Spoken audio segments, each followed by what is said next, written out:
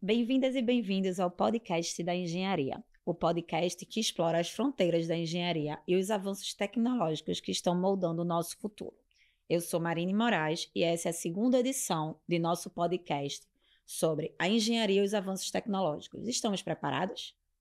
Nosso podcast é uma realização do Sindicato dos Engenheiros no estado de Pernambuco e conta com patrocínio da Caixa de Assistência aos Profissionais do CREA, Mútua. Nesta edição, contaremos com a participação da psicóloga e consultora na área de recursos humanos, Claire Venâncio, e da engenheira eletricista Roseane Araújo.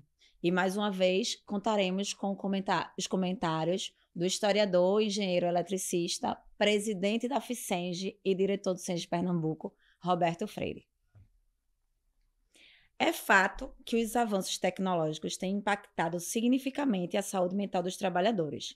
Se, por um lado, ferramentas contribuem na redução do tempo de execução de algumas tarefas, na possibilidade do trabalho remoto, na melhora da comunicação, aumento de produtividade e maior segurança no trabalho, por outro, ela dificulta o profissional de estabelecer limites entre a vida pessoal e a vida profissional e, consequentemente, aumenta a carga horária do trabalho, o estresse e a ansiedade. Podemos considerar como outros pontos negativos ainda, o isolamento social da corrente do trabalho remoto e o uso da tecnologia de monitoramento pelas empresas, criando assim um ambiente de desconfiança. Agora, eu deixo com vocês o desenrolar da nossa conversa, perguntando agora ao nosso comentarista, Roberto Freire. Historicamente, a dinâmica do trabalho está sempre em movimento, não é estável.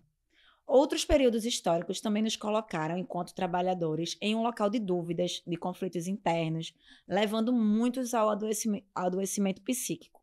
Podes nos falar um pouco sobre? Assim, do ponto de vista histórico, dos problemas que a tecnologia tenha causado à saúde das pessoas, sempre, se a gente for dizer que a gente pode dizer assim, a tecnologia foi o que teve de melhor que pôde existir para o ser humano, para ajudá-lo nas tarefas laborais, né? Que veio para tirar esforço e melhorar o tempo das tarefas que as pessoas faziam, né? Mas, em contrapartida, sempre causaram problemas para os que perderam o emprego e para os que, a partir de então, passaram a ter que conviver com aquele novo equipamento, com aquela nova tarefa, aquela nova forma de fazer. O cérebro humano,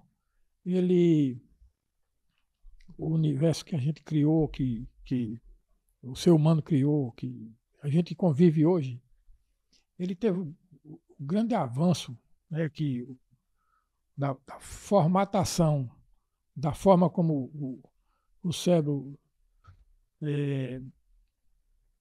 chegou no ponto ideal, né, que constrói tudo que a gente imagina, tudo que... foi quando o ser humano foi capaz de criar o tempo e o espaço. Tempo e espaço. Isso aí é o que define tudo que tem, de tudo que a gente vai fazer, de tudo que a gente constrói, que a gente pode fazer, que a gente vai fazer. Então, e aí começou a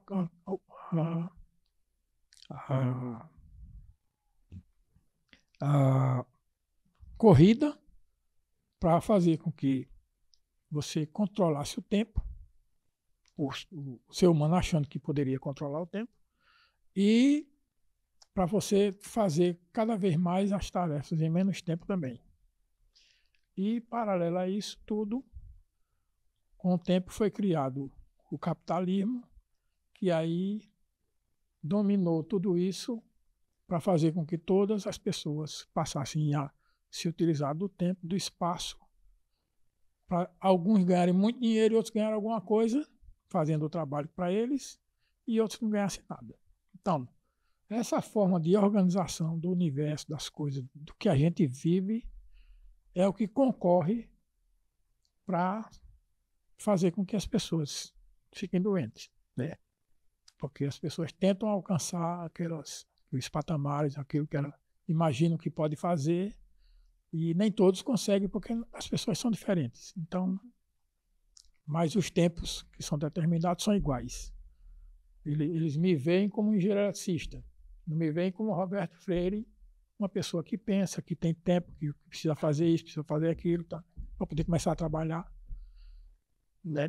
Então, você tem um horário para determinado para você fazer a sua tarefa. Então, isso aí é o que faz com que as pessoas tenham esses problemas, né? Principalmente hoje, né? Porque a tecnologia é um conjunto de técnicas, né? Técnicas, métodos, processos criados pela ciência e engenharia para facilitar a vida das pessoas, para resolver problemas, né? Mas o ser humano, ele até Freud um dia desse não, faz um bocado de tempo, ele já morreu faz um tempinho, né? Numa das vezes que ele veio aqui, ele disse que o ser humano, talvez se a Terra não tivesse o ser humano, a Terra estivesse bem melhor. E eu também não tenho dúvida disso, não. Porque toda destruição do planeta ou foi de um evento que aconteceu já, que ninguém tinha controle, ou então foi o ser humano que fez. O ser humano é o maior destruidor do planeta. Então, quando ele resumiu isso, dizendo isso, é porque a gente é que tem essa capacidade mesmo de destruir, se autodestruir, no caminho, adoecendo todo mundo. Dentro do que você estava falando sobre essas mudanças que vêm acontecendo com o tempo, a gente também tem um fator gritante e novo. Essas mudanças históricas, elas ocorreram numa velocidade reduzida. Agora, a gente comparar o mercado de trabalho e o modo de trabalho hoje, há 10 anos atrás, a gente já tem uma diferença muito gritante. Há 20 anos, mais ainda. E aí eu queria, assim, que como você enxerga essa diferença da rotina de trabalho e como tem interferido no dia a dia das pessoas, nas relações sociais, nas relações familiares, toda essa mudança. As coisas aconteceram assim. Entre o primata e o ser humano, foram milhares e milhares de anos, né? Depois o ser humano já controlando mais ou menos a natureza, dezenas de milhares. Depois, deixando de ser caçador-coletor, milhares, e aí depois foi diminuindo. A Revolução Industrial é um marco que tem muito grande, que é o uso contínuo e muito exagerado de máquina. Aí, a partir daí, a corrida é um foguete.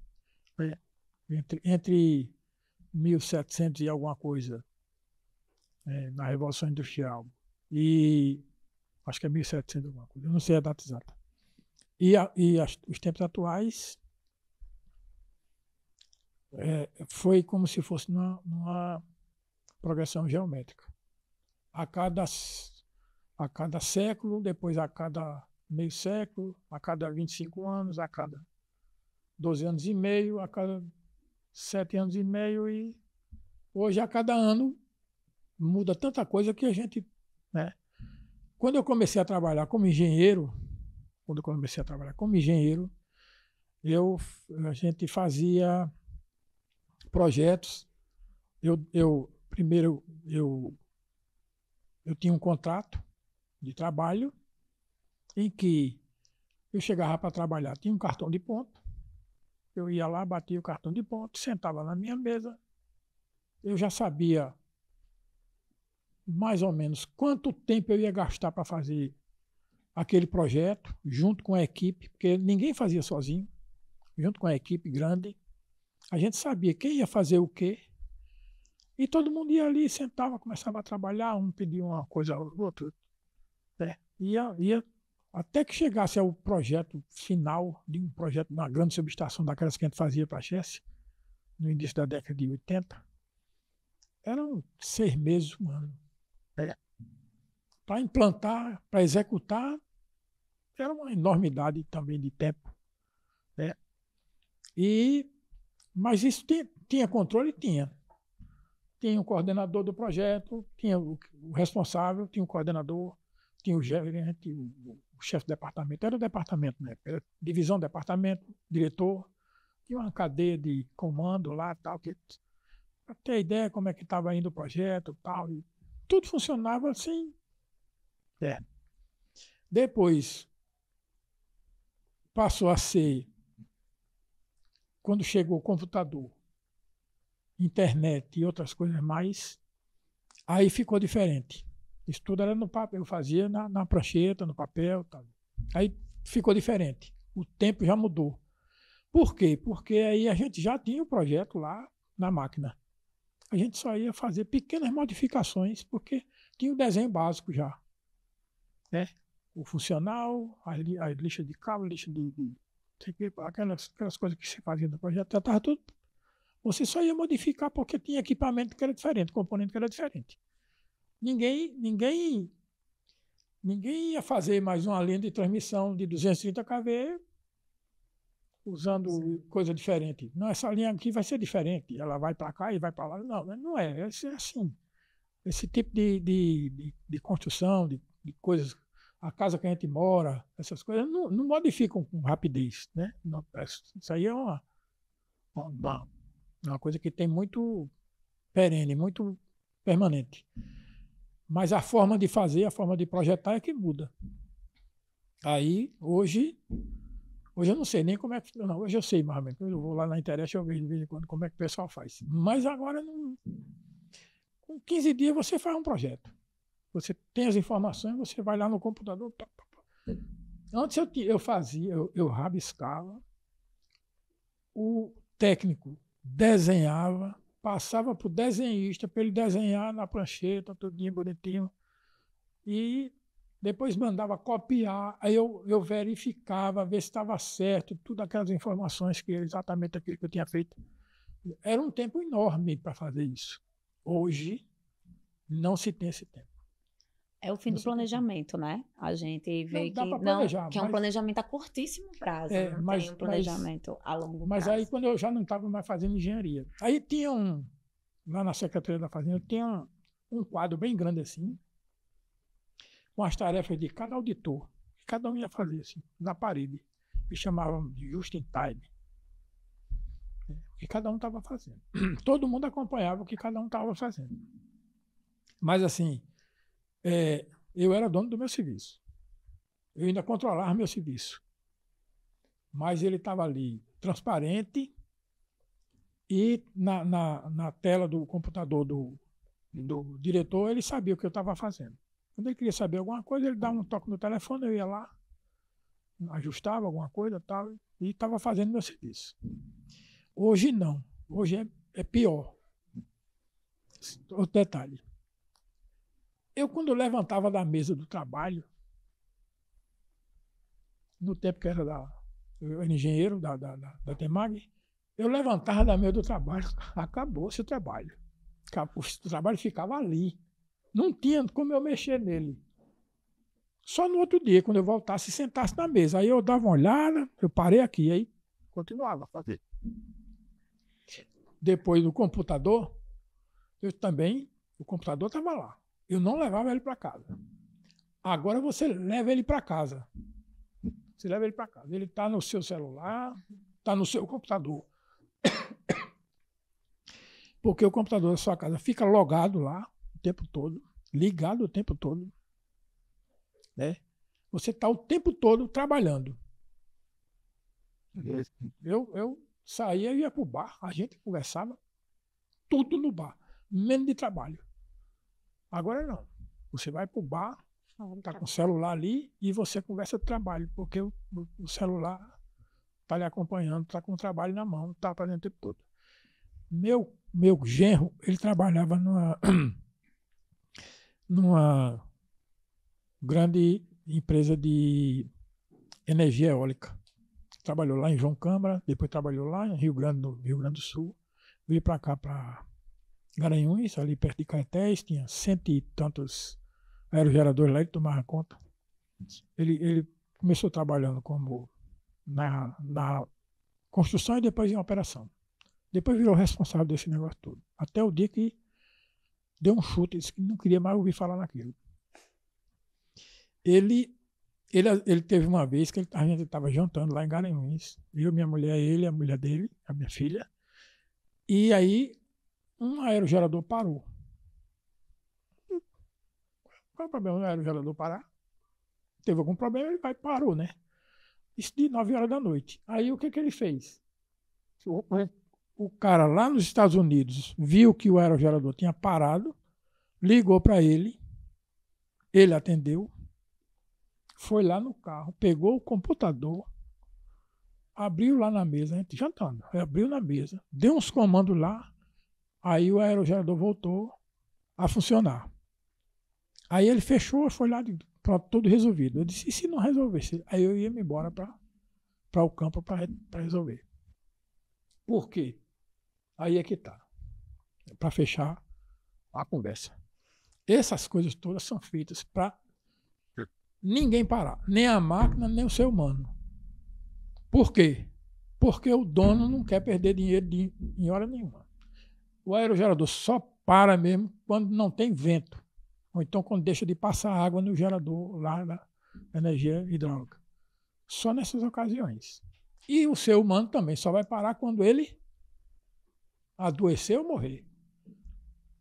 Dependendo da doença, ele pode até trabalhar doente. Por quê? Porque o capitalismo é montado dessa forma. Cada vez para ganhar mais. Monetizar todas as ações do ser humano. É para isso que existe o capitalismo. Eu vou pegar algumas das falas de Roberto e mudar meu roteiro, que eu ia apresentar a Roseane. E aí eu lembrei de uma enquete que eu vi recentemente nas redes sociais, né? Virou até uma matéria de um portal, e falava assim, quem é você sem você falar do seu trabalho? E aí ninguém conseguia falar direito, assim, quem era. Então eu vou agora falar com Roseane, que é uma filha apaixonada, a mãe de Liana e Estela, militante, uma amiga maravilhosa, e deve ter não, nem tem várias outras qualidades, e também é engenheira eletricista e funcionária da Cheste aqui. E vou passar para ela para ela falar um pouco sobre como é a vida laboral dela e como ela era antes desse boom tecnológico, que piorou, né, que agravou, que aumentou, que cresceu depois da pandemia, e como é hoje, assim, fazer esse comparativo. Eu queria te escutar um pouquinho, Roseane. E obrigada por estar aqui. Eu peguei, no início da minha vida laboral, exatamente essa transição da prancheta para o computador, né? E naquela época a gente tinha tempo de aprender as coisas. Eu vou aprender a mexer nesse programa do computador. E aprendi a mexer, pegava coisa com os outros colegas, trocava ideia ali, né? Hoje não. Hoje, se você não for atrás, porque chega para você o pacote. Olha, tem esse programa aí. É isso que você tem que mexer, é isso que você tem que fazer. E o programa, geralmente, não dura mais um ano não, Roberto. De 6 meses, e 4 meses, tem uma atualização, porque descobriu um bug, porque descobriu um problema, entendeu? Aí muda a forma como você está trabalhando. E isso, assim, a gente não sabe o que esperar. A gente fica ansioso, né? Porque toda vez que há essas mudanças, vai crescendo também a quantidade de trabalho, as fontes de erros que você pode inserir num sistema desse. E os sistemas são burros, ainda são burros. Se você não entrar com as informações corretas, pode ser um catatal lá no final, e você não tem esse tempo do planejamento, do acompanhamento, para poder ver um desvio ali no meio e tentar corrigir uma rota. Quando você vê, já saiu um problema lá na frente e às vezes fica oculto esse problema durante muito tempo, e você só vai descobrir quando o problema já se pronunciou, né? Aí, assim, essa velocidade assim, é inimiga vamos dizer assim, dos questionamentos, das análises que você pode fazer, né, para não, assim, você não tem uma perspectiva do que vai sair dali, do futuro, né? Você não consegue controlar o tempo, você não consegue controlar o resultado, você só controla aquelas entradas ali naquele momento e que toda hora muda, porque você botou uma entrada, fez um projeto, uma configuração, um cálculo de uma forma, aí no mesmo momento tem outro colega que fez aquele cálculo que já deu errado. Aí você tem que desmanchar o seu trabalho e botar aquelas novas entradas. É muito complicado essa falta de perspectiva do que é que vai sair dali daquele seu trabalho, né? Daquelas suas entradas que você está dando nesses novos sistemas computacionais, né? Que, assim, vieram para ajudar, mas só aumentaram o trabalho da gente. Por exemplo, quando eu entrei na Chesf, estava tendo um salto tecnológico dos relés eletromecânicos para os relés eletrônicos, né? Que eram várias cartelas, aí um relé eletromecânico, por exemplo, de sobrecorrente, você tinha 3 parâmetros para ajustar, né? Você dizia qual era a corrente que ia passar ali, o tempo que era para ele atuar, certo? E tinha mais um que era um tempo de um instantâneo lá, que era quando a corrente da rede passava aquele patamar. Hoje em dia, um relé de sobrecorrente tem uns 100 parâmetros para você ajustar. Você ajusta desde a hora do relé, a comunicação dele com um sistema, com a rede interna. Também naquele relé está inserido o controle. Aí você faz não só a proteção do sistema, mas também trabalha com a automação do sistema. E esses relés conversam entre si, né? E vão ali se adaptando ao que está acontecendo no sistema.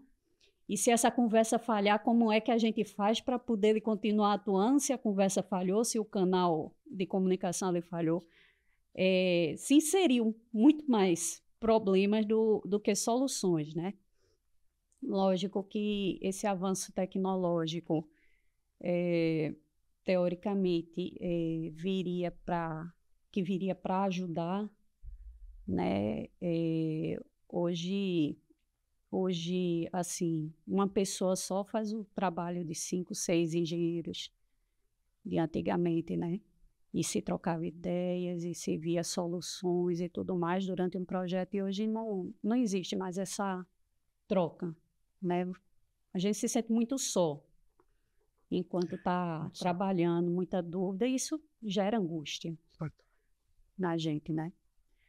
É a tecnologia que vem para contribuir, ela tem vários aspectos que adoecem e contaminam o ambiente. E aí, nada melhor que uma psicóloga, especialista, né, na área de recursos humanos, para nos contar um pouco sobre a relação e a reação da saúde mental dos trabalhadores diante dos avanços tecnológicos. Imagino, Clé, que as demandas dos trabalhadores mudaram com o passar dos tempos. E aí eu queria que tu falasse um pouco sobre essas novas demandas que têm surgido na tua experiência e nesse cuidado com a saúde mental do trabalhador, de uma forma geral. Primeiro, boa tarde, né? Acho que a gente ouviu um pouquinho aí das histórias de Roberto, de Rosane, né? Rosiane. Falando um pouquinho dessas demandas que vieram desde há um tempo atrás. Então, quem começou muito cedo a trabalhar sabe que antes era a era do fax, né? Você esperava o fax chegar, aí você tinha que ler e tal. E hoje as coisas são muito, muito, muito céleres, assim. A gente tem uma tecnologia hoje, amanhã ela já não serve mais, porque vem surgindo outra. E aí, com isso, o comportamento humano também vem tendo que se adaptar, porque o ser humano é um ser extremamente adaptável. E a gente vem se adaptando, só que de uma maneira muito frenética, né? Por quê? Porque tem aquela pessoa que nasceu lá nos anos 80 e que ela chega aqui hoje e tem uma nova tecnologia, ela não vai ter o mesmo processamento que uma pessoa que nasceu nos anos 90, né? Porque já está entrando ali na era da tecnologia. Então, o que a gente vê dentro, de forma geral, olhando para mim, enquanto profissional, não da psicologia, mas comecei lá atrás, né? com um faxzinho e as coisas com papel. A gente fazia, eu trabalhei numa livraria que era com papelzinho, o cliente chegava, dizia o que ia, ele ia lá no caixa, aquele valorzinho para pagar. Então, eu não estou falando como só psicóloga, estou falando como profissional que comecei a trabalhar desde meus 17 anos. Então, assim, em mim houveram muitas mudanças, né? De que, caramba, eu tive que me adaptar ao papelzinho, aí agora eu tenho que aprender a colocar aquilo ali num computador, e antes você tinha um raciocínio, por exemplo, de uma conta, né, de um troco, você tinha que raciocinar, agora não, agora você bota lá o quanto o cliente está lhe dando e já sai o troco. Então, quantas mudanças a gente vai vivenciando enquanto profissional, né, e aí a gente vai começando a pensar sobre as demandas que vêm emocionalmente, porque aí eu tenho que me adaptar ao novo, por mais que a gente seja adaptável, é muito complexo, não é fácil. A partir de agora, você vai ser mãe, um exemplo. Então, não é fácil, é uma coisa nova, mas é uma coisa que você precisa de adaptação. A mesma coisa são as relações de trabalho. Você me falando, a gente tinha antes 5 engenheiros para fazer um projeto, hoje a gente tem 1. Então, e aquele momento de diálogo, aquele momento de conversar, de discutir, dizer, caramba, eu tenho em quem me ancorar aqui numa dúvida. Hoje não, hoje tu tem um sistema, e aí tu tem que começar a entender os parâmetros de quem criou aquele sistema, para poder começar a conversar com o sistema. Então, a gente sai da conversa humana para a conversa com o virtual, com o computador. Então, isso gera na gente muitas indagações e muito medo também, porque, caramba, eram 5 pessoas, agora eu não tenho mais aquilo que o Roberto falou, né? A gente vai tendo que reduzir as pessoas para dar lugar às máquinas, para dar lugar aos sistemas. E uma coisa que é muito ruim, que eu acho que a gente faz isso de uma forma de que agora a gente insere um sistema que vai fazer muita coisa e a gente reduz as pessoas. Só que o sistema que antes me pedia 3 parametrizações, agora ele pede 100. E aí eu trabalho agora por mais pessoas. Então é aquilo do fazer mais com menos. Esse fazer mais com menos gera uma ansiedade e ao mesmo tempo uma frustração, porque às vezes eu não consigo fazer mais com menos. Porque às vezes eu tenho a minha família, às vezes eu tenho várias questões que quando eu chego no trabalho eu tenho que fazer, mais uma vez a pessoa diz, tem que fazer mais com menos. E até quando eu tenho que fazer mais com menos? E aí essas mudanças, eu acho que desde lá do meu tempo que é o fax para hoje, gera muita frustração, porque... E ao mesmo tempo muita facilitação. A gente vê também que a gente ganhou muito. Acho que a gente está aqui hoje pela tecnologia, né? Se a gente não estaria aqui fazendo um podcast, onde as pessoas estariam... ter a possibilidade de nos ver através de uma plataforma de stream e tal. Antes a gente teria que se reunir, vamos bater um papo sobre esse assunto, né? A gente tem que chamar as pessoas para conversar e começar a falar para elas que a gente fez isso, porque elas não teriam acesso rapidamente. Então, isso vem para facilitar, assim, mas na construção de lá até cá, é um fardo que a gente teve que traçar e teve que driblar e se adaptar. E que bom que a gente se adapta fácil. E aí essa adaptação também traz alguns ônus, né? Tem um bônus e o ônus. E aí que são as doenças psicossomáticas de forma geral e essa nossa vontade de correr freneticamente para dar conta do recado. Eu acho que isso tem os bônus e os ônus de tudo. Entendi. Mas quais os aspectos que tu consideras como os maiores sintomas hoje da classe trabalhadora em relação à saúde mental? Os maiores sintomas, quando a gente vai falar de sintomas práticos, a gente vai ter os transtornos, né? A gente vai ter ansiedade, a gente vai ter a burnout, a gente vai ter o estresse, a gente vai ter o estresse pós-traumático. Mas isso é o que vem lá no final, é o que vai, né, dizer assim, você agora precisa parar e pensar sobre você. Mas até chegar nisso, a gente tem essa ideia de você precisa fazer mais. Você tem que correr atrás. Gente, o deadline tá acabando. O nosso prazo tá, sabe? Então, a gente vem com isso, porque é diferente do que o Roberto tava falando, que antes ele pegava o projetozinho e fazia lá. Hoje ele joga no BIM lá e faz um monte de coisa. Então, assim, além disso, é a necessidade de entregar muita produtividade. E aí, essa relação humano-produtividade faz com que a gente queira correr para vencer as máquinas. E aí, como que a gente faz isso? Né? Como é que eu consigo ser igual ao computador? Primeiro que eu não tenho nem HD na memória para isso. Então, vai chegar um momento que eu esqueço de alguma coisa no meio do processo. E aí são cobranças excessivas que a gente vê dentro do mercado, né? Porque tem a questão da competitividade, e a gente também se vê nessa busca de eu preciso ser melhor do que Roberto, do que Rosiane, porque eles agora têm um conhecimento maior do que o meu. E aí você começa a ter que dar conta das coisas do trabalho que antes era 5, agora é 1. Aí você tem que ser melhor porque chegou alguém que tem um conhecimento maior que o seu. Aí você começa a correr atrás desse conhecimento. E o mundo tá em toda hora dizendo assim, a gente precisa saber sobre isso. Aí é como aquela história que a gente tava conversando. Meu Deus, eu tenho muita coisa para aprender. E eu só sou uma cabeça para pensar em muitas coisas. E eu acho que o que faz a gente chegar nessa situação de que todas as doenças que têm psicossomáticas é que antes a gente era preocupado com a LER, com a DORT, com a lesão por esforço repetitivo, por uma doença ortomolecular, por uma questão de escrever demais. Hoje a gente traz outras questões, que não são só as físicas. As físicas, sim, também, mas vem acompanhado com outras, porque são pressões diferentes, percepções diferentes, estímulos diferentes. Então, tudo é muito diferente do que quando a gente estava lá na década de 80, nos anos 80, né, na década de 70. Comecei ali nos anos 90, acho que a galera já estava começando a se preocupar e começar a estar um pouco mais ansioso com o que viria. E eu tô aqui em 2000, a gente tá aqui em 2024, mas daqui a 2 anos, 3 anos, surge alguma coisa que eu não sei. E isso me preocupa, né? Eu vou pegar a tua pergunta e passar para a Rosiane. E como, Rosiane, a gente dá conta disso? Qual é o custo de dar conta disso? O sentimento, é o que ela me passou aqui, é assim, a gente fica sempre com esse sentimento que a gente é sempre insuficiente, que a gente nunca vai chegar lá, porque não tem um lá. Sempre está evoluindo um conhecimento novo e essa comparação com o colega, não é nem com o colega da mesa do lado, você agora é comparado com uma pessoa lá na Índia, com uma pessoa lá no Japão, né? É muito difícil você estar sempre correndo atrás e nunca chegando. É aquela cenourinha amarrada, né, na frente do burro, ele sempre vai andando e nunca é suficiente, porque nunca vai chegar lá. Né? E isso causa uma angústia grande, assim, é difícil para o Dá uma trabalho. sensação de vazio. O ser humano, assim, não foi feito para isso, não. O ser humano foi feito para ter um objetivo, alcançar e depois dobrar a meta. Construir. Né? Construir, ver o resultado da sua construção. As coisas hoje também são muito fragmentadas, né? Você não participa de um processo inteiro, você só participa de um pedacinho. Um segmento. Né? Parece tempos modernos, né? Que Carlito fica lá só apertando aquele parafuso, ele não sabe o que sai e ele sai doido ali daquela fábrica, porque ele só faz aquilo e tem que aumentar a produção, e tem que aumentar a produção.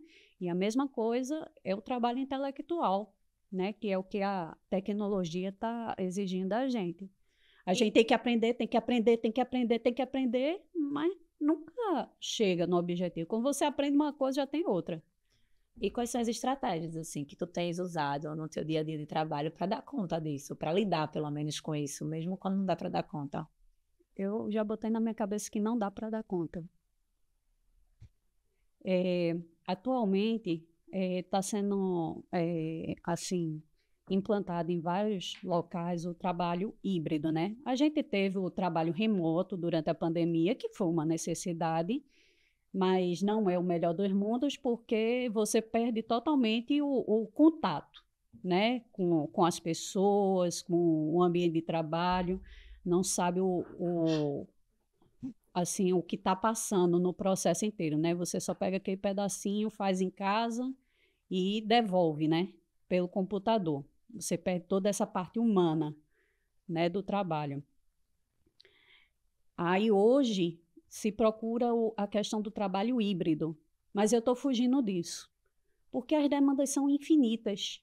Se eu não tiver um limite de espaço, de tempo e espaço, de eu chegar lá, bater meu ponto, entrar, sentar na minha cadeira, ter meu espaço ali de trabalhar, e depois bater meu ponto, sair para casa e esquecer o trabalho, pelo menos durante a noite, eu não vou parar nunca. Num trabalho híbrido, o computador apitando, o celular apitando, eu acordando e lembrando que tem que fazer determinada coisa, almoçando e lembrando que tem que fazer outra coisa, fazendo jantar e tendo que fazer outra coisa de forma remota e tendo que responder, né, em tempo real, né? Nem operador. Os operadores, eles trabalham 6 horas por dia, o turno dele. É de 6 horas, porque ele fica naquele trabalho ali, naquela atenção em tempo real, olhando todo o bip, toda a luzinha, tudo que aparece no sistema, né? Só aguenta 6 horas e tem um intervalo de 15 minutos no meio. Você em trabalho híbrido, trabalho remoto, você não tem essa limitação, entendeu? É 24 horas. Você pode estar dormindo e ser acionado. É muito difícil. Aí é o que eu digo. Eu estou tentando limitar meu espaço e meu tempo. E já botei na minha cabeça que não consigo dar conta de tudo. Então, eu vou fazendo o que eu posso. Existe um movimento de resistência já, né? Assim, como você está dizendo que está recuando do trabalho híbrido para ficar só presencial, existem muitas pessoas fazendo esse mesmo movimento de reduzir tela, reduzir, enfim, esse acesso 24/7. E aí, Roberto, dá para reduzir? Claro que dá. Assim, quando eu fazia os projetos de subestação lá na Chess, eu conversava muito com uma amiga nossa que era da Fachesse e ela fazia parte da equipe que fazia a seleção de novos empregados da Chess. Aí ela dizia assim: Roberto, a pessoa mais difícil da gente selecionar é o operador de subestação. Por quê? Ele tem que ser uma pessoa que tem que ter muita iniciativa, né? Porque quando acontecer o problema, ele tem que saber o que vai fazer, ele já tem que saber o que vai fazer. Ele tem que ser rápido, né, para fazer aquelas operações, mas ele vai ficar a maior parte do tempo sem fazer absolutamente nada. Porque não é toda hora que tem acontece, ele já sabe o que é, ele vai lá, aperta aquele botãozinho lá no painel de comando, ou ele faz alguma operação. Agora tem mais tela de comando, né? Aí ele dá o comando lá, vai lá dar um comando, aí cessa o problema, antes ele tinha que se levantar e ir lá no painel. Ele não podia. Aí o que eles faziam? Eles tinham que selecionar essa pessoa e tinham que achar a pessoa típica para fazer aquele tipo de coisa, né? Aquela função. E quando a pessoa... Eles sabiam que a pessoa não ia ficar o tempo todo sem fazer nada, porque ninguém fica sem fazer nada. Ele tem que fazer alguma coisa. Ele tem que ficar acordado, ele tem que fazer alguma coisa. Aí dava algumas tarefas para essa pessoa fazer, para ele passar o tempo, mas para não tirar a atenção do que ele fazia. Ó, a dificuldade que era para você fazer isso. Mas você conseguia fazer. O operador conseguia fazer aquela tarefa. Os operadores são selecionados para fazer aquilo e eles fazem com muita competência, né? O sistema brasileiro, ninguém reclama por aí. Vai reclamar daqui a alguns anos, né? Daqui a alguns anos vão reclamar. Mas, assim, eu estou querendo dizer assim, é que é possível fazer isso. É possível. A pessoa delimitar tempo, delimitar espaço. Ó, é até aqui. O problema todo é que você tem uma espada na cabeça, assim, o tempo todo, para fazer com que você reflita se é possível você fazer isso ou não. A melhor coisa que me aconteceu na vida até hoje foi eu ter me aposentado. Isso é uma coisa tão espetacular. Quando vocês conseguirem fazer isso, vocês vão ver. É uma coisa tão espetacular. Você levantar de manhã e pensar assim, o que eu vou fazer? Só tarefas.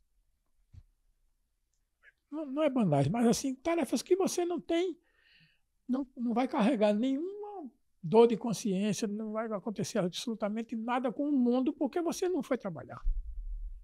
Né? Porque a sensação que a gente tem é essa, do trabalho. Qualquer trabalho que a gente faça, a gente sempre tem alguém que vai depender daquilo que eu estou fazendo. Qualquer tarefa. Você que é psicólogo, você que é jornalista, né? Você que é engenheira, sempre você faz uma tarefa, alguma coisa no seu trabalho que algumas pessoas vão depender daquilo. E alguém vai depender, ou a própria sociedade como um todo vai depender daquilo. Mas, e se você não for, você fica com a dor de consciência de que vai faltar alguma coisa ali se você não for. E quando você se aposenta, alguém vai estar fazendo aquilo ali. Eu não vou fazer mais. Mas ninguém pode se pré-aposentar. Não está né? Aí você tem que fazer alguma coisa para mudar isso. Só tem uma coisa, no mundo que a gente vive hoje, só tem uma coisa que seria possível fazer isso, mas a gente não vai fazer. Não vai conseguir. Aliás, duas coisas. Era o mundo se acabar, ou então o capitalismo. Mas é mais fácil o mundo se acabar do que o capitalismo. Então, é uma tarefa, como dizia nosso companheiro Hércules, né? É uma coisa que você, no final, vai ter que... Todo aquele esforço foi insuficiente para você fazer o que você imaginava que poderia fazer. Mas, assim, aí você vai trabalhar o quê? Para reduzir danos. É isso que a gente faz a vida toda. Trabalhar para reduzir danos. É você fazer com que a tecnologia que a gente inventou, e a gente é responsável também por isso, a gente inventou e gosta dela, para reduzir tempo e espaço para nos favorecer. Aí é uma briga que a gente tem que... Não vai ser fácil? Não vai ser fácil. Vai ser mais difícil do que a gente imagina. Essa semana aqui em Recife estava havendo uma reunião, eu acho que é Ancham. Qual é a principal preocupação dele lá? Estavam falando sobre educação. Mas ele não estava falando sobre educação para educar as pessoas, não. Era sobre como preparar as pessoas para o novo mundo do trabalho. Eles só pensam nisso. Essas pessoas vão trabalhar com máquinas. E as pessoas não estão aprendendo a trabalhar com máquinas porque as pessoas não... O ser humano precisa primeiro ser humano, né? Ser educado para ser humano. Ser uma pessoa que vai viver em sociedade. E não para estar com a máquina na mão o tempo todo fazendo o que alguém pediu para ele fazer. Ou então pagou para ele fazer aquilo ali. Sem questionar, sem... Né? O mundo não pode ser desse jeito. É inquestionável. É assim, está escrito, eu vou ter que fazer e pronto, acabou. Não é. O mundo não é assim. Então, é uma tarefa hercúlea, né? Mas eu acho que tem solução. Senão, a gente entregava os pontos e acabou. Mas eu acho que tem solução. Não sei como. Né? Não sei como. Mas eu acho que, no mínimo, reduzir a velocidade das transformações tecnológicas.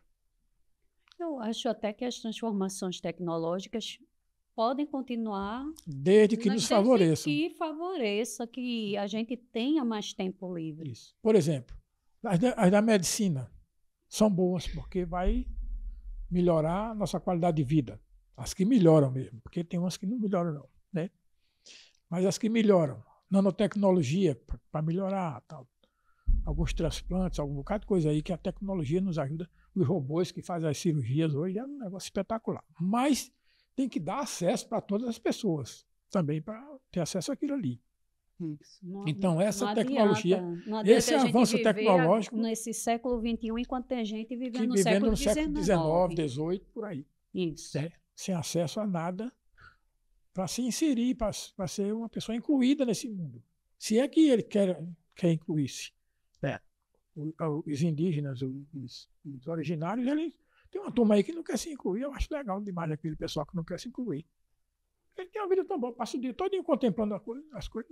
Quando tem fome, ele vai arranjar e comer. Então, a gente vive nessa coisa interminável, produzindo lixo e mais lixo, jogando fora o lixo, né? Provocando doenças e mais doenças. Hoje eu estava ouvindo a moça falando sobre a questão do meio ambiente, o problema lá do Rio Grande do Sul, que o meio ambiente hoje está tão contaminado que a gente nem percebe. Todas as pessoas que desse planeta, tirando os originários, que talvez não tenham esse contato todo, tem microplástico no sangue e nem sabe, né? Aí ela disse assim, por que até hoje ninguém disse, não se pode produzir mais plástico? Porque a máquina que está montada aí para produzir plástico é muito grande. Então, mas tem que fazer. Tem que fazer.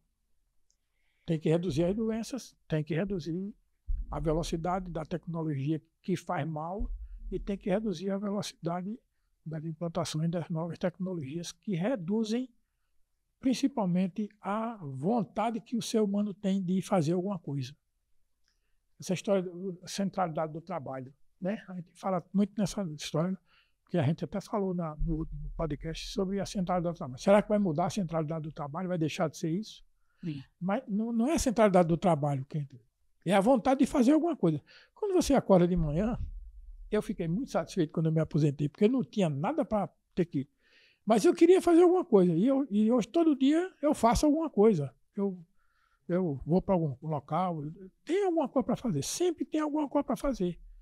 Mas é uma coisa que só onde me dá prazer. A não ser as minhas tarefinhas de fazer feirinha aqui, dirigir o carro lá. Estás falando isso, Roberto? E outras coisas Esse mais. domingo me deu vontade de fazer feijão. Pois é. Aí eu fui para a cozinha fazer feijão. Mas é diferente de você ter a obrigação de fazer feijão todo dia. Todo dia. Exatamente. Ô, Clé, vou passar para você agora. Estamos, assim, a gente já contextualizou, né? Onde estamos? Estamos nesse final aí que você falou. Não, o começo é a cobrança. Mas eu acho que a gente está numa sociedade já adoecida e já na ansiedade, no burnout, enfim. E já nesse final, que você disse que é o final de um processo. E como cuidar agora desses trabalhadores e dessas trabalhadoras? Mesmo dentro de uma perspectiva capitalista, não é interessante nem para as empresas que a gente tenha nossos empregados, os empregados doentes, adoecidos. Nem dentro de uma perspectiva que beneficie o capitalismo, não é interessante. E a gente tem trabalhadores e trabalhadoras adoecidos. Sim. Como cuidar? E como as empresas poderiam cuidar, se é que elas poderiam, né? Não sei se elas teriam interesse, mas como elas poderiam cuidar e como esses trabalhadores precisam se cuidar, o que precisam fazer para evitar ou para amenizar esse adoecimento. Eu acho que a primeira coisa é a gente olhar para a gente, né? Tipo, porque eu posso esperar que as empresas venham fazer, eu posso esperar que... Mas se eu não olhar para mim, o que eu posso fazer para eu me cuidar? Então, acho que a primeira coisa é reconhecer os nossos limites. A gente precisa entender que a gente não é uma máquina, né? E que todo ser humano vai ter um jeito de aprendizado diferente, vai ter um jeito de fazer as coisas diferentes. A comparação é muito ruim, porque quando eu começo a me comparar com o meu colega, e às vezes ele tem um desempenho em uma determinada área melhor do que o meu, eu quero ser igual. Então, assim, qual é o meu limite?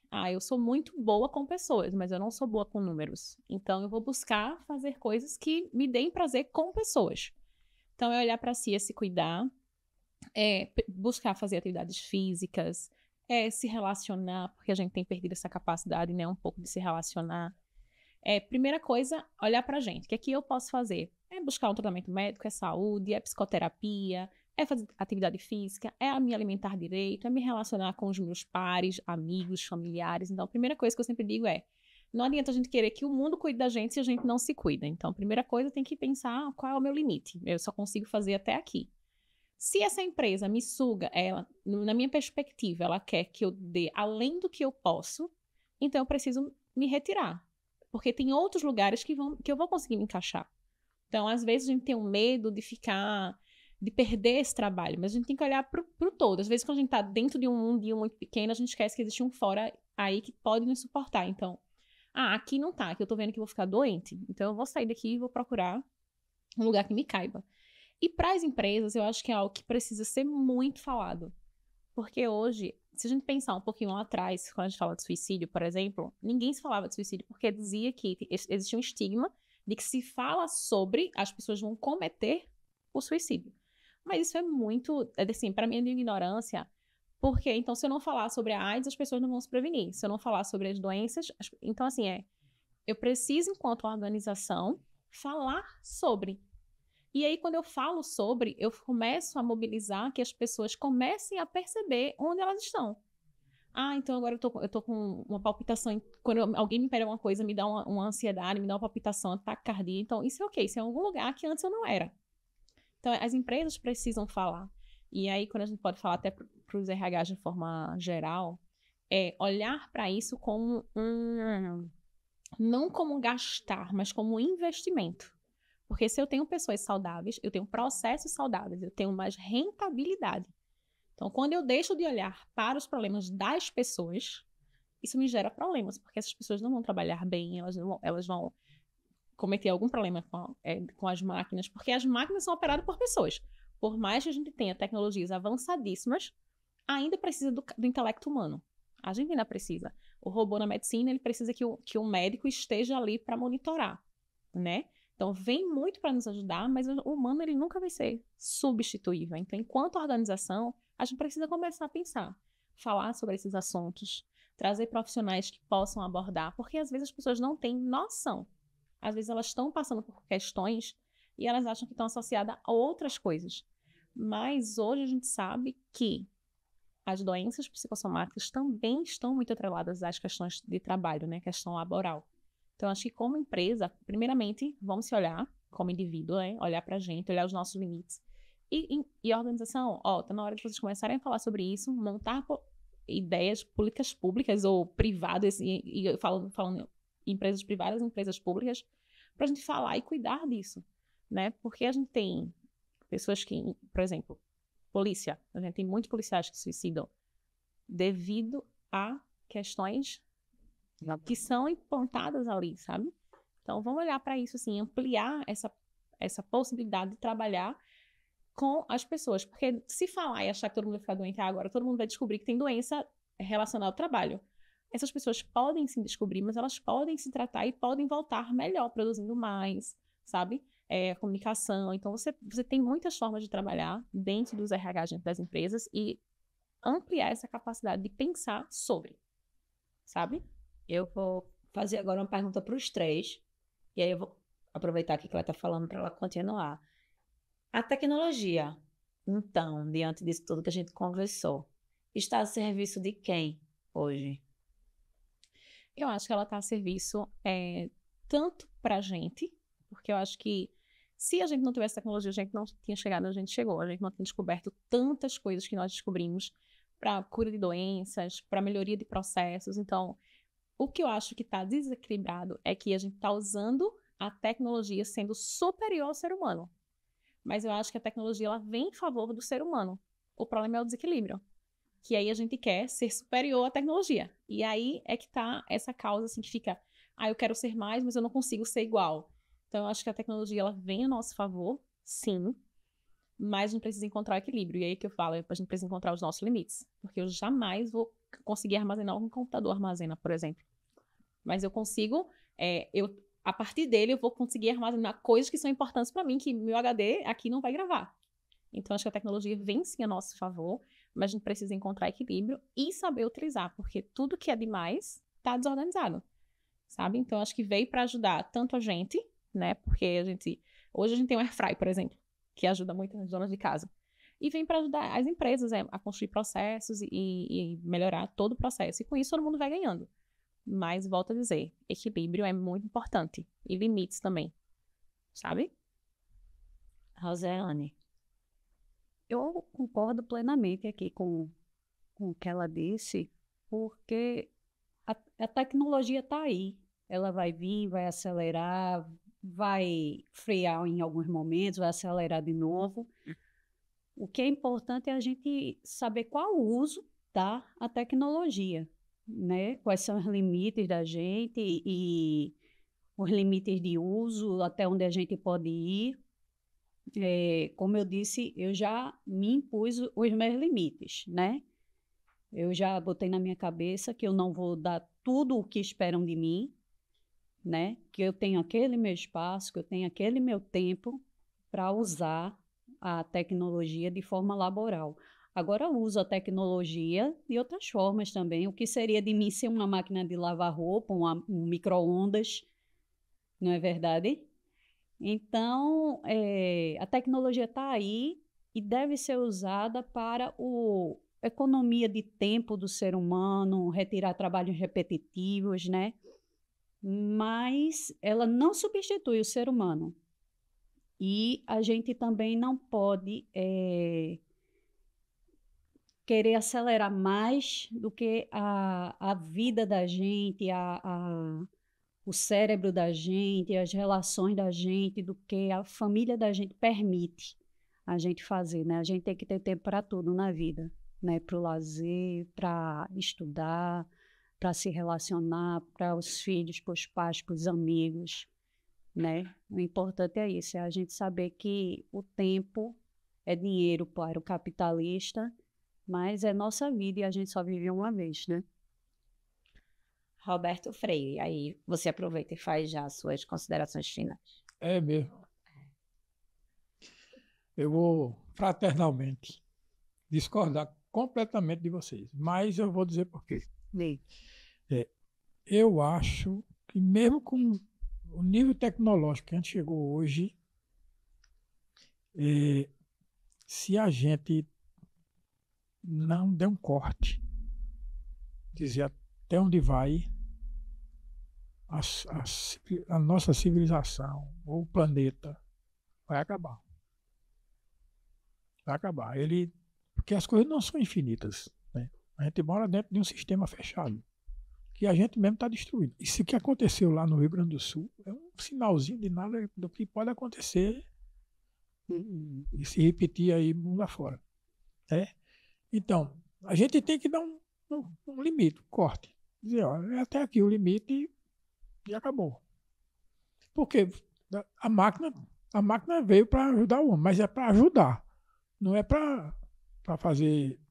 Porque você coloca a roupa lá na máquina e ela fica lá. Você antes estava lá lavando, né? Quando você estava lá lavando, você estava dispondo de um tempo para você fazer aquilo ali. Você deixa a máquina lavando e vai fazer outra coisa, né? Se tiver uma máquina naquela outra coisa, você deixa aquela outra máquina também fazendo aquilo ali. Aí você faz uma enormidade de coisas ao mesmo tempo. E você não utilizou aquele tempo que você queria, porque a máquina estava lhe ajudando, para fazer uma coisa que lhe desse prazer. Você continuou fazendo, se você prestar atenção dentro da sua casa, você tem muito pouco tempo que você vai fazer exatamente o que você quer, o que lhe dá prazer. É pouquíssimo tempo. É só tarefa e coisa para fazer que você não está só trabalhando. Trabalhando um monte. Você trabalha e o que você ganha, você ainda compra mais equipamento para trabalhar por você, para você dispor de mais tempo para trabalhar mais. É um ciclo que não tem fim. Não é? É um ciclo que não tem fim. Esse ciclo tem que ter fim. Tem que ter fim. Nicoleles, se vocês quiserem ler. E tiverem tempo, né? E tiverem tempo. Exatamente, tiverem tempo. Ele diz aqui, ó. Pode contratar uma máquina também para ler, fazer um resumo. Ele falando da inteligência artificial. Ele diz que a gente está no precipício. A gente está no precipício, né? Que é o suicídio ou a imortalidade.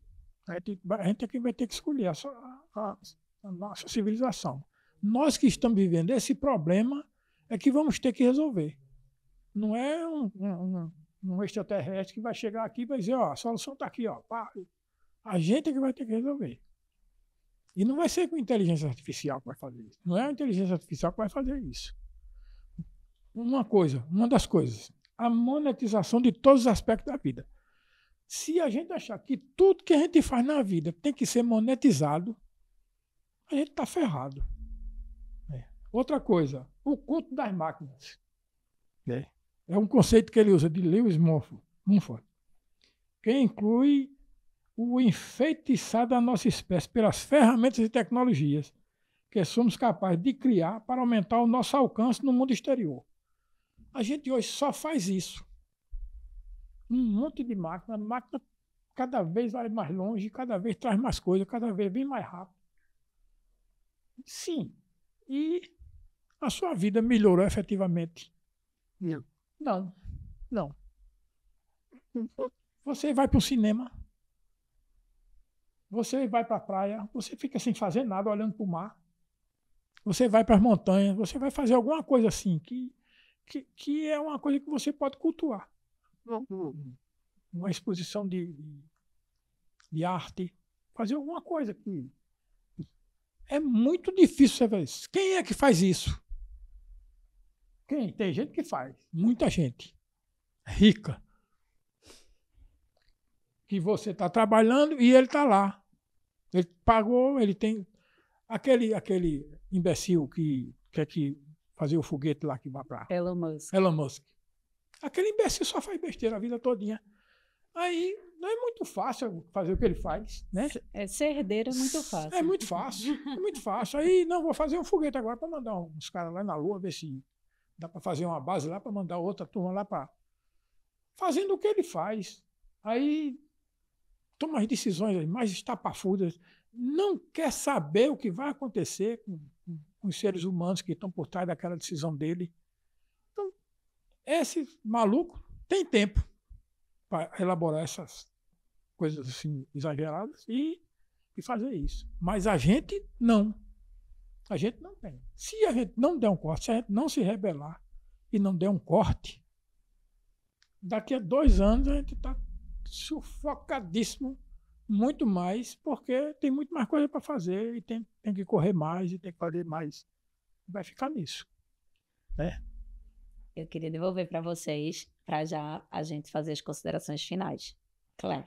Tá, eu acho que tudo depende muito do... Se a gente está enxergando o copo meio cheio ou meio vazio, né? E eu sempre me forço a pensar de que é quase que impossível a gente dar esse corte aí na tecnologia. Dizer, pronto, daqui para frente a gente construiu até agora, pronto, daqui para frente a gente vai voltar a como era. E aí eu penso, quero que vocês reflitam no seguinte, quando eu coloco a... Deixa. Aquele pão que você faz, Sim. não é muito melhor do que o pão da padaria que é feito naquela Claro. máquina? Não tem nem para onde correr. Então por que a gente não corta o pão da máquina? A gente pode cortar o pão da máquina. Não pode? Pode. A gente pode voltar a fazer muita coisa, deixar essa turma aí suspenso, sem ganhar dinheiro, foi só para a gente dar um... Foi um exemplo que eu me lembrei que ela faz um pão gostoso danado. Mas eu acho que isso é um pouco do retroceder, assim. Já que a gente tem uma tecnologia que vem para contribuir muito. Mas o grande problema é, por exemplo, quando eu boto lá a máquina para lavar, por que eu não aproveito esse momento para ler um livro? Então, é como eu me comporto diante do que vem surgindo. Então, se eu não tivesse o carro, se a gente não tivesse carro, como é que seria a nossa mobilidade hoje? Entende? Então, assim, dizer assim, hoje a gente corta aqui e vamos voltar a assar o pãozinho lá no forno e tal. Vai ser, assim, eu penso que vai ser um caos, assim. Como é que eu vou parar? A vida tá aqui, né? Fluindo e eu tô parada aqui. Então, eu acho que a gente precisa olhar para esse momento. Então, eu passei 1 ano e meio trabalhando assim, igual uma louca. E aí eu disse, de ter taquicardia, de começar a ter sintoma de ansiedade que eu não tinha, porque eu trabalhava às vezes 24 horas ali, porque eu me acordava com medo de olhar o celular. Porque eu sabia que tinha 1000 mensagens de pessoas demandando coisas de mim. E aí eu disse, não, acabou, larguei, e agora eu olho meu celular quando eu quero. E aí todo mundo fica me perguntando, tu não responde mais? Eu vou responder no meu tempo. Porque agora eu preciso desse tempo. Então eu preciso parar e assistir uma série, nem que seja inteira. Então, assim, olhar, eu tava no meu limite. Então, quando eu digo assim, que eu não quero mais ter um taquicardia porque eu tô com medo de olhar o meu telefone, eu começo a dizer assim, não, agora eu vou parar e vou deixar a máquina lavando roupa e vou assistir um filme. E percebe que, assim, dá pra gente conviver todo mundo junto nesse processo. Só que a gente tá priorizando sempre a tecnologia e deixando as relações atrás. É deixar de ligar para um amigo e dizer, aí, ligar, sabe? Oi, e aí, Marine, como é que tu tá? Estás bem? Não dizer assim aquela mensagem, e aí, tudo bem? Tá, pronto, ó, isso aqui que eu queria falar contigo. Então, a gente consegue resgatar memórias de coisas que eram massa lá atrás para trazer para o hoje. Mas não deixar de que a gente... Pronto, agora parou, impeça a tecnologia das coisas fluírem e evoluírem. Porque eu sei que vai ter o exagero lá do Elon Musk, mas vai ter muita coisa boa da geração que tá surgindo, que vai pensar muito para além. Então, acho que para a gente pensar e refletir, eu sempre penso isso, a tecnologia é muito legal, mas eu preciso me conhecer, me autoconhecer, saber até onde eu posso chegar, quais são os meus limites. E o que é que eu quero? Eu quero ter relações que eu possa... Ó, galera, vamos pro bar hoje, tomar uma cerveja e deixar os celulares em casa. Eu saio, às vezes, deixo meu celular. E minha família fica, meu Deus, eu não quero mais falar com ninguém. Eu disse, não, eu quero, mas eu quero vir aqui, sabe? Falar com vocês. Eu não quero estar toda hora no celular. Porque eu sei que desperta em mim muita ansiedade, porque eu estava 1 ano e meio nesse processo. Então, vamos tentar resgatar as memórias de fazer o pãozinho lá e chamar a galera para comer. Mas amanhã eu sei que eu tenho que fazer um projeto, eu sei que amanhã eu tenho um planejamento a cumprir dentro do meu tempo. Na sexta-feira eu vou largar e vou planejar o meu sábado com a minha família. E se eu precisar fazer uma coisa de trabalho, no meu tempo eu vou fazer. É difícil, é um negócio muito difícil. Mas se a gente começar nas pequenas coisas, a gente consegue, sabe? Dar uma organizada. Pensando, não é pensando no meu chefe, não é pensando na empresa, é pensando em mim. É o quanto eu posso ter melhor condição de vida, melhor qualidade de vida, sabe? É fazer uma atividade física, é ir no mar e ficar... Quantas vezes eu estava num estresse gigante, eu saía no mar e ficava lá sentada olhando só pro mar, só refletindo. Mas não era a reflexão de estar ali sentada olhando para aquilo ali e pensando, pô, será que eu quero isso aqui para amanhã? Tá aqui olhando pro mar e pensando no meu trabalho.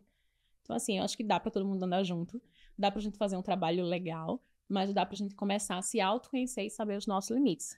E para isso, assim, é preciso demandar um esforço, porque olhar pra gente também é muito difícil.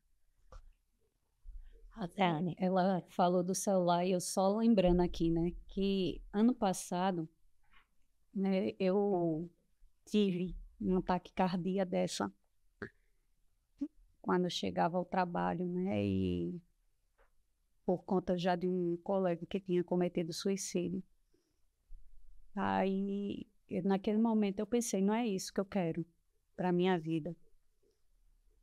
Aí, desde então, por exemplo, eu tirei todas as notificações do meu celular não toca, nada, Zap, não toca. Eu só vejo notificação se eu estiver olhando para ele. Se eu estiver olhando para ele, eu vejo que chegou mensagem. Se eu não tiver virado ou tiver lá dentro. É um processo que a gente tem que se desintoxicar desse banho, desse mar de tecnologia que a gente está inserido.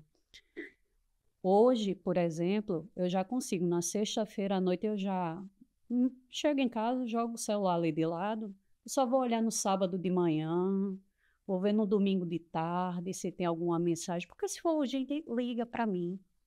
Eu ainda tenho um fixo em casa. Se for urgente, alguém acha aquele número e vai ligar para mim. Isso é manter, né, as memórias lá, porque telefone fixo quase ninguém tem mais hoje, né? Pois é, eu passei muito tempo só com a linha lá, sem comprar o aparelho. Aí eu comprei o aparelho, tá lá o aparelho. Só liga telemarketing, né?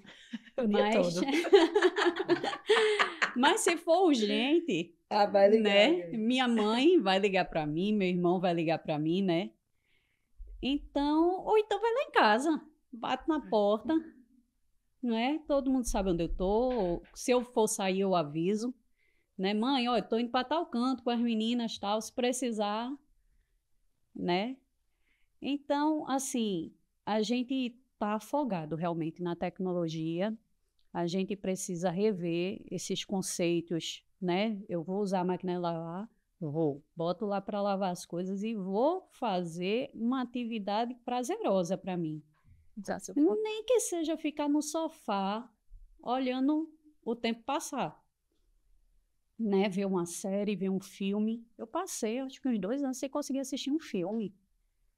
Eu fiz, não é possível viver desse jeito, né? Aí, eu estou tentando barrar vamos dizer, esses gatilhos tecnológicos, né? E, assim, no início você fica meio agoniado, fica o tempo todo olhando para o celular para ver se tem mensagem. Depois você vai espaçando e consegue esquecer durante um final de semana e você olha quando tem vontade. Se reeduca, né? Quem consegue fazer isso com facilidade é quem faz esportes radicais. O cara subindo o Everest. Ele não controla o tempo. não controla nada. Ele fica completamente controlado pela natureza. A natureza é quem vai dizer se ele pode ir, se ele não pode, até onde ele pode ir, quantos dias ele vai. Tudo vai depender da natureza. E ele não tem equipamento nenhum, ele não pode levar equipamento nenhum. Ele vai, é só ele que vai. Aí sim é que o cara desintoxica desse tipo de coisa. Saber que ele não se domina. Esse é o X da questão. Você não se domina. Quem domina você é a natureza, ou as pessoas que estão ao seu redor. O que está acontecendo agora no Rio Grande do Sul? Aquelas pessoas que estão lá, tem um monte de gente que não colocou o pé na água, não foi? Mas ele está no primeiro andar, ou no segundo, ou no terceiro, ou no quarto, naqueles prédios. Está todo mundo lá em cima. Então, estão sobrevivendo. Mas eles não controlam absolutamente nada. Nem se vai ter comida amanhã, se vai ter água, se vai ter energia. Porque está tudo entregue ali à natureza. Se chover novamente, aí pronto, ferra mais ainda. Então, aí você desintoxica. Ou é controlado pela natureza ou pela tecnologia. Pois é. A natureza chega e dá uma rasteira e diz, quem manda aqui... Quem manda aqui sou eu. Sou eu. Mas a natureza ela tem uma cronologia, né? O ser humano tem um relógio biológico e tudo mais. A tecnologia não. Ela é frenética, ela não tem previsibilidade, né? Ela exige de você um tempo que não existe naturalmente. Exatamente. Você criou tempo e espaço e a tecnologia agora é quem lhe cria. Isso. E falando em tempo, aí a gente vai concluir aqui, assim, agradecendo às meninas e a Roberta a presença, principalmente. E também, assim, queria passar para todo mundo que está nos assistindo e nos ouvindo, para nunca se calar, né? Acho que é o recado, que a gente nunca se cale diante dessas angústias, diante desses sintomas que surgem, que são diferentes, como o Clé falou, você está sentindo uma coisa que é diferente, que não é da sua natureza, converse, procure ajuda, seja na própria empresa, seja com os amigos, seja no psicólogo, no psiquiatra. Nunca se sinta sozinho, porque esses sentimentos e essas sensações e essas doenças, elas são perigosas e elas ultrapassam, assim, o nosso querer, né? Então, nunca se sinta sozinho, sempre busque ajuda. Nós, assim, enquanto Sindicato dos Engenheiros, também nos colocamos à disposição. Então, todos os engenheiros e engenheiras e outros profissionais que desejem procurar apoio, também podem procurar apoio no sindicato. E vamos junto aprender a construir, né, um mercado de trabalho, uma empresa, uma dinâmica laboral que seja menos agressiva e que seja menos adoecedora. Aí encerro aqui, lembro que esse podcast é do Sindicato dos Engenheiros no Estado de Pernambuco e conta com patrocínio da Caixa de Assistência aos Profissionais do CREA, a Mútua, a qual eu agradeço.